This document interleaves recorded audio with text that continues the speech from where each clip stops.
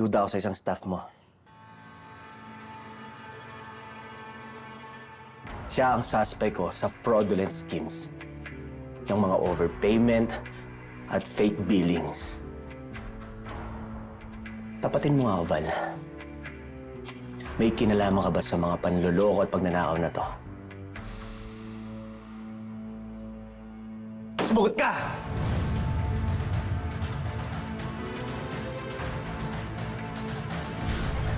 Val! Val!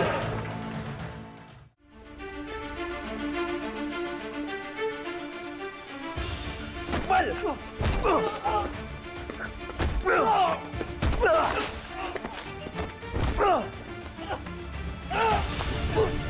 Habulin niyo!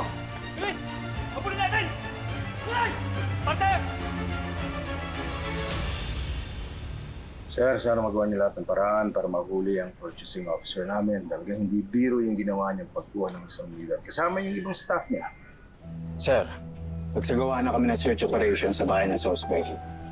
Pero hindi po namin siya naabutan doon. Rest assured na hindi po kami titigil hanggat hindi po namin siya napapanagot sa batas.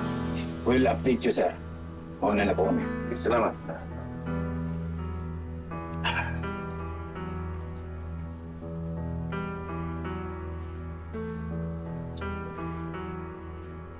Dad, maayos din to. Sana, just disappointing pag naiisip ko yung taong nag-betray sa akin. Pinaibigan mo na, pinagkatiwalaan mo. Ano pa ang gagawin sa'yo? Naalala ko yung kaibigan ko si Jun. Pinurin ko yung kapatid. Higit pa sa isang kapatid. Siya ang dahilan kung bakit nawala ng lahat ng mga pinag-ipunan ko. Ikaw, Gerald. Bilang operations manager, ba't di mo nakita yung mga false purchases at saka yung mga pagnanakaw, yung mga pagsisikwat ng mga purchasing agents natin?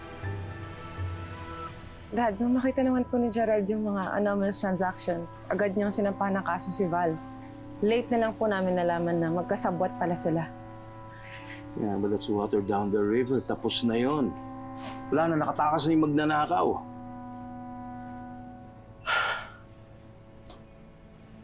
Alam mo, Gerald, pasalamat to. Kasalanan mo ang lahat ng ito, anong gagawin mo? Ha?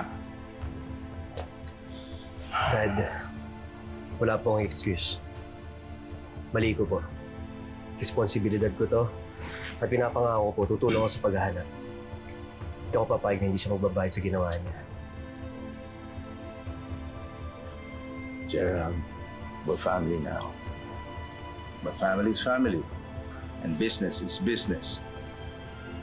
Gawin mo ang lahat ng paraan para mahuli yung taong kumuha sa atin. Otherwise,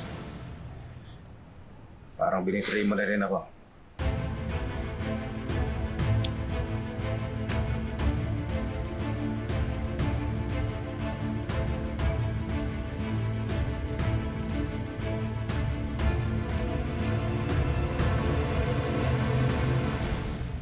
I have no choice.